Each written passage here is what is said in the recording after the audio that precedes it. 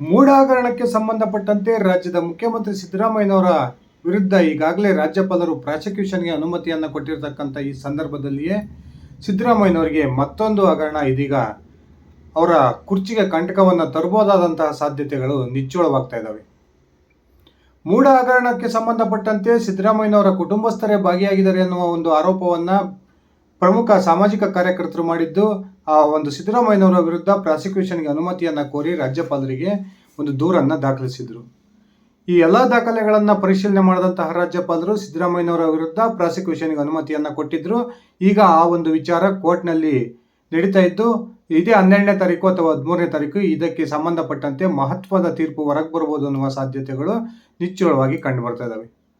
ಇದೇ ಸಂದರ್ಭದಲ್ಲಿ ರಾಜ್ಯದ ಮತ್ತೊಂದು ಹಗರಣ ಇದೀಗ ಸಿದ್ದರಾಮಯ್ಯನವರ ಕುರ್ಚಿಗೆ ಸಂಕಷ್ಟವನ್ನು ತಂದಿಡುತ್ತೆ ಅಂತಕ್ಕಂಥ ಒಂದು ಚರ್ಚೆಗಳು ಆರಂಭವಾಗಿದ್ದು, ನಿಜಕ್ಕೂ ಕೂಡ ಸಿದ್ದರಾಮಯ್ಯನವರು ಮೂಢ ಹಗರಣದಲ್ಲಿ ತಪ್ಪಿಸಿಕೊಂಡ್ರೂ ಸಹ ಈ ಹೊಸದಾಗಿ ತಲೆನೋವು ತಂದಿರತಕ್ಕಂಥ ಹಗರಣದಲ್ಲಿ ನಿಜಕ್ಕೂ ಕೂಡ ಸಿದ್ದರಾಮಯ್ಯನವರು ತಮ್ಮ ಕುರ್ಚಿಯನ್ನು ಕಳೆದುಕೊಳ್ಬೋದು ಅನ್ನುವ ಚರ್ಚೆಗಳು ಕೂಡ ನಡೀತಾ ಇದ್ದಾವೆ. ಸಿದ್ದರಾಮಯ್ಯನವರ ಸರ್ಕಾರ ಅಸ್ತಿತ್ವಕ್ಕೆ ಬಂದ ದಿನದಿಂದನೂ ಕೂಡ ಒಂದಿಲ್ಲ ಒಂದು ಸಂಕಷ್ಟಗಳು ಎದುರಾಗ್ತಾನೆ ಇದ್ದಾವೆ. ಅದರಲ್ಲೂ ಕೂಡ ಲೋಕಸಭಾ ಚುನಾವಣೆ ಸಂಪೂರ್ಣಗೊಂಡ ನಂತರ ರಾಜ್ಯದ 2 ಪ್ರಮುಖ ಹಗರಣಗಳು ಬೆಳಕಿಗೆ ಬಂದಿದ್ದು, ಈ 2 ಹಗರಣಗಳಲ್ಲಿ ಕೂಡ ಸಿದ್ದರಾಮಯ್ಯನವರ ಪಾತ್ರ ಇದೆ ಅಂತಕ್ಕಂಥ ಒಂದು ವಾದವನ್ನು ರಾಜ್ಯದ ಪ್ರತಿಪಕ್ಷಗಳು ಮಾಡ್ತಾನೆ ಬಂದಿದ್ದಾವೆ. ಈಗಾಗಲೇ ಮೂಢ ಹಗರಣಕ್ಕೆ ಸಂಬಂಧಪಟ್ಟಂತೆ ಬೆಂಗಳೂರಿನಿಂದ ಮೈಸೂರಿನವರೆಗೆ ಪಾದಯಾತ್ರೆಯನ್ನು ನಡೆಸಿದಂತಹ ರಾಜ್ಯದ ಪ್ರತಿಪಕ್ಷಗಳು ಸಿದ್ದರಾಮಯ್ಯನವರ ರಾಜೀನಾಮೆಗೆ ಆಗ್ರಹಿಸಿದ್ದನ್ನು ನಾವೆಲ್ಲ ನೋಡಿದ್ದೀವಿ. ಈಗಾಗಲೇ ಕಾಂಗ್ರೆಸ್ನ ಒಳಗೂ ಸಹ ಸಿದ್ದರಾಮಯ್ಯನವರು ತಮ್ಮ ಕುರ್ಚಿಯನ್ನು ಕಳೆದುಕೊಳ್ತಾರೆ, ರಾಜ್ಯಕ್ಕೆ ಹೊಸ ಮುಖ್ಯಮಂತ್ರಿ ಬರ್ತಾರೆ ಅನ್ನುವ ಚರ್ಚೆಗಳು ನಡೀತಿರ್ತಕ್ಕಂಥ ಈ ಸಂದರ್ಭದಲ್ಲಿ ಇನ್ನೊಂದು ಪ್ರಮುಖ ಹಗರಣದ ಉರುಳು ಇದೀಗ ಸಿದ್ದರಾಮಯ್ಯನವರಿಗೆ ದಿನದಿಂದ ದಿನಕ್ಕೆ ಬಿಗಿಯಾಗ್ತಾ ಇದೆ ಅನ್ನುವ ಮಾತುಗಳು ಕೇಳಿ ಬರ್ತಾ ಇದ್ದಾವೆ. ಬನ್ನಿ ಸ್ನೇಹಿತರೆ, ಹಾಗಾದರೆ ಸಿದ್ದರಾಮಯ್ಯನವರ ವಿರುದ್ಧ ಮತ್ತೊಂದು ಸಂಕಷ್ಟವನ್ನು ತಂದಿಟ್ಟಿರ್ತಕ್ಕಂಥ ಹಗರಣ ಆದರೂ ಏನು, ಸದ್ಯಕ್ಕೆ ಸಿದ್ದರಾಮಯ್ಯನವರಿಗೆ ಈ ಹಗರಣಕ್ಕೆ ಸಂಬಂಧಪಟ್ಟಂತೆ ಯಾವ ರೀತಿಯ ಒಂದು ತೊಂದರೆ ಎದುರಾಗ್ತಾ ಇದೆ ಅನ್ನೋದನ್ನು ತಿಳ್ಕೊಂಡು ಬರೋಣ. ಅದಕ್ಕಿಂತ ಮುಂಚೆ ನೀವಿನ್ನು ನನ್ನ ಇಟ್ಕೆ ಮಂತ್ ಯೂಟ್ಯೂಬ್ ಚಾನಲ್ಗೆ ಸಬ್ಸ್ಕ್ರೈಬ್ ಮಾಡ್ಕೊಂಡಿಲ್ಲ ಅಂದರೆ ದಯವಿಟ್ಟು ಸಬ್ಸ್ಕ್ರೈಬ್ ಮಾಡಿಕೊಂಡು ಬೆಲ್ ಬಟನನ್ನು ಕ್ಲಿಕ್ ಮಾಡಿ. ನಾವು ಕೊಡ್ತಕ್ಕಂಥ ಮಾಹಿತಿ ನಿಮ್ಗೆ ಇಷ್ಟ ಆಗಿದ್ದರೆ ಈ ವಿಡಿಯೋಗೆ ಲೈಕ್ ಮಾಡಿ, ಶೇರ್ ಮಾಡಿ, ಕಮೆಂಟ್ ಮಾಡಿ. ಸ್ನೇಹಿತರೆ, ಸಿದ್ದರಾಮಯ್ಯ ಸರ್ಕಾರದ ವಿರುದ್ಧ 2 ಪ್ರಮುಖ ಹಗರಣಗಳಲ್ಲಿ ಮೊದಲಿಗೆ ಹೊರ ಬಂದಿದ್ದಂಥ ಹಗರಣ ST ಕಾರ್ಪೊರೇಷನ್ಗೆ ಸಂಬಂಧಪಟ್ಟಂಥ 187 ಕೋಟಿ ರೂಪಾಯಿಗಳನ್ನು ಅಕ್ರಮವಾಗಿ ಈ ಸರ್ಕಾರದ ಸಚಿವರಾಗಿರ್ತಕ್ಕಂಥ ನಾಗೇಂದ್ರ ಅವರು ವರ್ಗಾವಣೆಯನ್ನು ಮಾಡಿಕೊಂಡಿದ್ದಾರೆ. ಆ ಮೂಲಕ ಬಹುದೊಡ್ಡ ಸ್ಕ್ಯಾಮನ್ನು ಮಾಡಿದ್ದಾರೆ ಅನ್ನುವ ಆಪಾದನೆ ಸರ್ಕಾರದ ವಿರುದ್ಧ ಬಂದಿತ್ತು. ಇದಕ್ಕೆ ಸಂಬಂಧಪಟ್ಟಂತೆ ತಕ್ಷಣಕ್ಕೆ ಒಂದು SITಯನ್ನು ರಚನೆ ಮಾಡಿದಂತಹ ಸಿದ್ದರಾಮಯ್ಯನವರು SITಗೆ ಈ ಒಂದು ಹಗರಣದ ತನಿಖೆಗೆ ಒಪ್ಪಿಸಿದ್ರು. ಆದರೆ SITಗೆ ಈ ತನಿಖೆಯನ್ನು ಒಪ್ಪಿಸಿದ 1 ತಿಂಗಳು ಕಾಲ ಕಳೆದರೂ ಕೂಡ SIT ಈ ಒಂದು ಹಗರಣದ ವಿರುದ್ಧ ಯಾವುದೇ ಒಂದು ಕ್ರಮವನ್ನು ಕೈಗೊಳ್ಳದೇ ಇದ್ದಂತಹ ಸಂದರ್ಭದಲ್ಲಿ ED ಈ ಒಂದು ವಿಚಾರಕ್ಕೆ ಎಂಟ್ರಿಯನ್ನು ಪಡೆದುಕೊಳ್ತು. ನೇರವಾಗಿ ಸಚಿವ ನಾಗೇಂದ್ರ ಅವರನ್ನು ಬಂಧನ ಮಾಡಿದಂತಹ ED ಇದೀಗ ಇದೇ ಒಂದು ಹಗರಣಕ್ಕೆ ಸಂಬಂಧಪಟ್ಟಂತೆ ರಾಜ್ಯ ಸರ್ಕಾರದ ಆರ್ಥಿಕ ಇಲಾಖೆಯ ಜವಾಬ್ದಾರಿಯನ್ನು ಕೂಡ ಹೊಂದಿರತಕ್ಕಂಥ ಸಿದ್ದರಾಮಯ್ಯನವರಿಗೆ ನೋಟಿಸನ್ನು ಕೊಡೋ ತಯಾರಿಯನ್ನು ಮಾಡ್ಕೊಳ್ತಾ ಇದೆ ಎನ್ನುವ ಮಾಹಿತಿಗಳು ಲಭ್ಯವಾಗ್ತಿದ್ದಾವೆ. SIT ಯಾವಾಗ ಚಾರ್ಜ್ ಶೀಟನ್ನು ಸಲ್ಲಿಸ್ತೋ ಆ ಚಾರ್ಜ್ ಶೀಟ್ನಲ್ಲಿ ಬಿ ನಾಗೇಂದ್ರ ಅವರ ಹೆಸರನ್ನು ಕೈಬಿಟ್ಟಿತ್ತು. ಇನ್ನೊಂದು ಕಡೆ ಆ ST ಕಾರ್ಪೊರೇಷನ್ ನಿಗಮದ ಅಧ್ಯಕ್ಷರಾಗಿರ್ತಕ್ಕಂಥ ಬಸನಗೌಡ ದದ್ದಲ್ ಅವರ ಹೆಸರನ್ನು ಕೂಡ ಕೈಬಿಟ್ಟಿತ್ತು.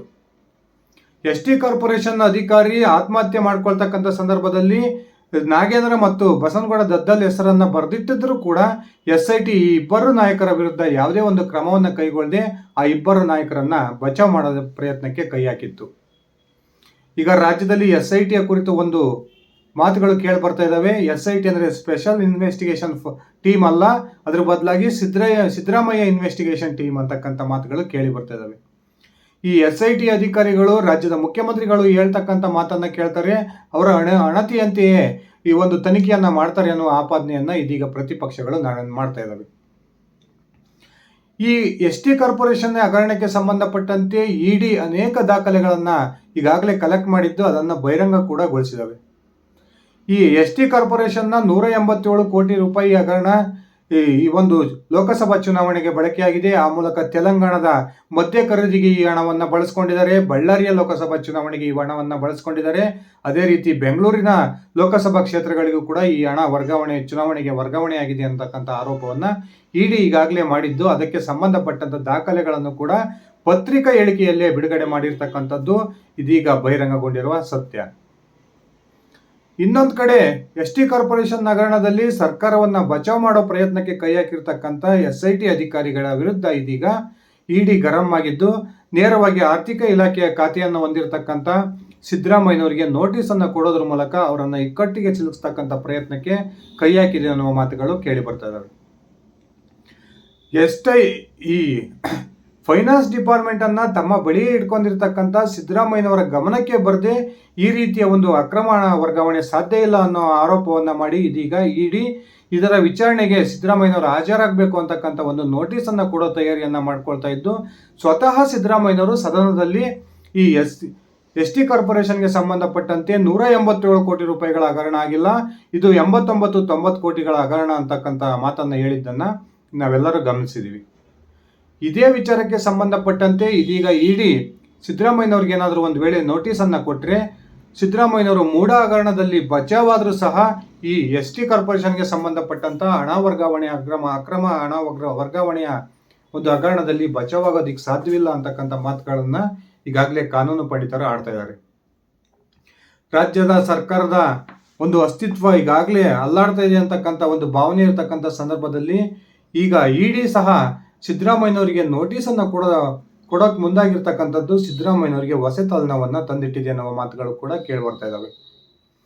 ಒಂದು ವೇಳೆ ಇಡಿ ಏನಾದರೂ ಸಿದ್ದರಾಮಯ್ಯನವರಿಗೆ ನೋಟಿಸ್ ಅನ್ನು ಜಾರಿ ಮಾಡಿ ಸಿದ್ದರಾಮಯ್ಯನವರು ವಿಚಾರಣೆಗೆ ಹಾಜರಾಗಬೇಕು ಅಂತಕ್ಕಂಥ ಆಗ್ರಹವನ್ನು ಏನಾದರೂ ಮಾಡಿದರೆ ಆ ಸಂದರ್ಭದಲ್ಲಿ ಸಿದ್ದರಾಮಯ್ಯನವರ ವಿರುದ್ಧ FIR ಕೂಡ ದಾಖಲಾಗಬಹುದು ಅನ್ನುವ ಮಾತುಗಳು ಕೇಳಿ ಬರ್ತಾ ಇದ್ದಾವೆ. ಒಂದು ವೇಳೆ ಸಿದ್ದರಾಮಯ್ಯನವರ ವಿರುದ್ಧ FIR ಏನಾದರೂ ದಾಖಲೆ ಆದರೆ ಆ ಸಂದರ್ಭದಲ್ಲಿ ಸಿದ್ದರಾಮಯ್ಯನವರು ಕುರ್ಚಿಯನ್ನು ಕಳೆದುಕೊಳ್ಬೇಕಾಗಬಹುದು ಅನ್ನುವ ಮಾತುಗಳು ಕೂಡ ಕೇಳಿ ಬರ್ತಾ ಇದ್ದಾವೆ. ಈಗಾಗಲೇ ಸಿದ್ದರಾಮಯ್ಯನವರ 2 ಪ್ರಮುಖ ಹಗರಣಗಳು ಕೂಡ ಸಿದ್ದರಾಮಯ್ಯನವರ ಮೇಲೆ ಬಂದಿರತಕ್ಕಂಥದ್ದು. ಆ ಹಗರಣಕ್ಕೆ ಪ್ರಮುಖ ಕಾರಣವಾಗಿರ್ತಕ್ಕಂಥದ್ದು ಸಿದ್ದರಾಮಯ್ಯನವರ ಅತ್ಯಾಪ್ತ ಬಳಗದಲ್ಲಿ ಗುರುತಿಸಿಕೊಂಡಿರ್ತಂಥವ್ರೆ. ಒಂದು ಕಡೆ ಮೂಡ ಹಗರಣಕ್ಕೆ ಸಂಬಂಧಪಟ್ಟಂತೆ ಸಿದ್ದರಾಮಯ್ಯನವರ ಪತ್ನಿ ಅಕ್ರಮವಾಗಿ 14 ಸೈಟ್ಗಳನ್ನು ಮೂಡದಲ್ಲಿ ಪಡೆದುಕೊಂಡಿದ್ದಾರೆ ಅನ್ನುವ ಆರೋಪವನ್ನು ಮಾಡಿದರೆ, ಈ ಒಂದು ಮೂಡ ಹಗರಣದಲ್ಲಿ ನೇರವಾಗಿ ಸಿದ್ದರಾಮಯ್ಯನವರ ಪುತ್ರ ಯತೀಂದ್ರ ಸಿದ್ದರಾಮಯ್ಯ ಮತ್ತು ಸಿದ್ದರಾಮಯ್ಯ ಅತ್ಯಾಪ್ತ ಬಳಗದಲ್ಲಿ ಗುರುತಿಸಿಕೊಂಡಿರ್ತಕ್ಕಂಥ ಬೈರತಿ ಸುರೇಶ್ ಅವರ ಪಾತ್ರ ಇದೆ ಅಂತಕ್ಕಂಥ ಆರೋಪವನ್ನ ಈಗಾಗಲೇ ಪ್ರತಿಪಕ್ಷಗಳು ಮಾಡ್ತಾ ಇದ್ದಾವೆ. ಇನ್ನೊಂದು ಕಡೆ ST ಕಾರ್ಪೊರೇಷನ್ನ 187 ಕೋಟಿ ರೂಪಾಯಿ ಅಕ್ರಮ ವರ್ಗಾವಣೆಯ ಒಂದು ಹಗರಣದಲ್ಲೂ ಕೂಡ ಸಿದ್ದು ಅತ್ಯಾಪ್ತ ಬಳಗದಲ್ಲಿ ಗುರುತಿಸಿಕೊಂಡಿದ್ದಂತಹ ಬಿ ನಾಗೇಂದ್ರ ಈಗಾಗಲೇ ಇಡಿ ವಶದಲ್ಲಿದ್ದು, ಸಿದ್ದರಾಮಯ್ಯನವರಿಗೂ ಕೂಡ ಈ ಒಂದು ST ಕಾರ್ಪೊರೇಷನ್ನ ಹಗರಣ ಬಹುದೊಡ್ಡ ತಲೆನೋವನ್ನ, ಅವರ ಕುರ್ಚಿಗೆ ಸಂಕಷ್ಟವನ್ನು ತಂದಿಡುತ್ತೆ ಎನ್ನುವ ಮಾತುಗಳು ಕೂಡ ಕೇಳಿ ಬರ್ತಾ ಇದ್ದಾವೆ. ಒಂದು ವೇಳೆ ಮೂಡ ಕೇಸು 12ನೇ ತಾರೀಕು ಹೈಕೋರ್ಟ್ ತನ್ನ ತೀರ್ಪನ್ನ ಕೊಡಬಹುದು ಅನ್ನುವ ಲೆಕ್ಕಾಚಾರಗಳಿದ್ದು, ಸಿದ್ದರಾಮಯ್ಯನವರ ಪರವಾಗಿಯೂ ಕೂಡ ತೀರ್ಪು ಬಂದರೆ ಈ ಒಂದು ವಾಲ್ಮೀಕಿ ನಿಗಮ ಹಗರಣದ ಸಂಬಂಧಪಟ್ಟಂತೆ ಸಿದ್ದರಾಮಯ್ಯನವರ ವಿರುದ್ಧ ಇಡಿ ನೋಟಿಸ್ ಅನ್ನ ಜಾರಿ ಮಾಡಿ ಆ ಮೂಲಕ ಸಿದ್ದರಾಮಯ್ಯನವರನ್ನ ಇಕ್ಕಟ್ಟಿಗೆ ಸಿಲುಕಿಸುತ್ತೆ. ಆ ಮೂಲಕ ಸಿದ್ದರಾಮಯ್ಯನವರು ತಮ್ಮ ಸ್ಥಾನಕ್ಕೆ ರಾಜೀನಾಮೆಯನ್ನ ಕೊಡಬಹುದು ಅನ್ನುವ ಮಾತುಗಳು ಈಗಾಗಲೇ ಕೇಳಿ ಬರ್ತಾ ಇದ್ದಾವೆ. ಇದಿಷ್ಟೇ ಅಲ್ಲದೆ ಸರ್ಕಾರದ ಮೇಲೆ ಅನೇಕ ಹಗರಣಗಳು ಬರ್ತಾ ಇದ್ದು, ಈ ಹಗರಣಗಳ ಆರೋಪವನ್ನ ಸರ್ಕಾರ ಯಾವ ರೀತಿ ಸಮರ್ಥವಾಗಿ ಎದುರಿಸುತ್ತೆ ಅನ್ನೋದೇ ಬಹುದೊಡ್ಡ ಯಕ್ಷ ಪ್ರಶ್ನೆಯಾಗಿದೆ. ಒಂದ್ ಕಡೆ ಈಗಾಗಲೇ ಮುಖ್ಯಮಂತ್ರಿ ಕುರ್ಚಿ ಅಗಲಾಡ್ತಾ ಇದೆ. ಆ ಕಾರಣಕ್ಕೆ ನಾವೇ ಮುಂದಿನ ಮುಖ್ಯಮಂತ್ರಿ ಆಗಬೇಕು ಅನ್ನುವ ತಯಾರಿಯಲ್ಲಿ ಕಾಂಗ್ರೆಸ್ನ ಅನೇಕ ನಾಯಕರಿದ್ದು, ಬಿಜೆಪಿಗೆ ಈ ಒಂದು ಹಗರಣಗಳ ದಾಖಲೆಯನ್ನ ಬಿಡುಗಡೆ ಮಾಡ್ತಿರ್ತಕ್ಕಂಥದ್ದೇ, ಹಗರಣಗಳ ದಾಖಲೆಯನ್ನ ಕೊಡ್ತಾ ಇರ್ತಕ್ಕಂಥದ್ದೇ ಕಾಂಗ್ರೆಸ್ನ ನಾಯಕರು ಅನ್ನುವ ಆರೋಪ ಕೂಡ ಕೇಳಿ ಬರ್ತಾ ಇದೆ. ಇದೇ ಸಂದರ್ಭದಲ್ಲಿ ಇಡಿ ಇದೀಗ ಸಿದ್ದರಾಮಯ್ಯನವರ ವಿರುದ್ಧ ಕ್ರಮಕ್ಕೆ ಮುಂದಾಗಿದ್ದು, ಸಿದ್ದರಾಮಯ್ಯನವರಿಗೆ ಏನಾದರೂ ನೋಟಿಸ್ ಅನ್ನು ಜಾರಿ ಮಾಡಿದ್ದಾದ್ರೆ ಆ ಸಂದರ್ಭದಲ್ಲಿ ನಿಜಕ್ಕೂ ಕೂಡ ಮುಖ್ಯಮಂತ್ರಿಗಳ ಕುರ್ಚಿಗೆ ಸಂಕಷ್ಟ ಬರ್ಬೋದು ಅನ್ನುವ ಮಾತುಗಳು ಕೂಡ ಕೇಳಿ ಬರ್ತಾ ಇದ್ದಾವೆ. ಸ್ನೇಹಿತರೆ, ನಿಮ್ಮ ಅಭಿಪ್ರಾಯದ ಪ್ರಕಾರ ನಿಜಕ್ಕೂ ಕೂಡ ವಾಲ್ಮೀಕಿ ಹಗರಣ ಸಿದ್ದರಾಮಯ್ಯನವರ ಕುರ್ಚಿಗೆ ಮುಳ್ಳುವಾಗುತ್ತಾ? ಸಿದ್ದರಾಮಯ್ಯನವರು ಈ ಹಗರಣದಿಂದ ಬಚಾವಾಗ್ತಾರ? ದಯವಿಟ್ಟು ಕಮೆಂಟ್ ಮಾಡಿ. ಇದಿಷ್ಟ ಆಗಿತ್ತು ನನ್ನ ಇವತ್ತಿನ ಈ ವಿಡಿಯೋ. ನಾನು ಕೊಟ್ಟಿರ್ತಕ್ಕಂಥ ಮಾಹಿತಿ ನಿಮ್ಗೆ ಇಷ್ಟ ಆಗಿದ್ರೆ ಈ ವಿಡಿಯೋಗೆ ಲೈಕ್ ಮಾಡಿ, ಶೇರ್ ಮಾಡಿ, ಕಮೆಂಟ್ ಮಾಡಿ. ನೀವಿನ್ನು ನನ್ನ ಇಟ್ಗೆ ಮತ್ತು ಯೂಟ್ಯೂಬ್ ಚಾನಲ್ಗೆ ಸಬ್ಸ್ಕ್ರೈಬ್ ಮಾಡ್ಕೊಂಡಿಲ್ಲ ಅಂದರೆ ದಯವಿಟ್ಟು ಸಬ್ಸ್ಕ್ರೈಬ್ ಮಾಡಿಕೊಂಡು ಬೆಲ್ ಬಟನ್ನ ಕ್ಲಿಕ್ ಮಾಡಿ. ಧನ್ಯವಾದಗಳು ಸ್ನೇಹಿತರೆ, ಶುಭ ದಿನ.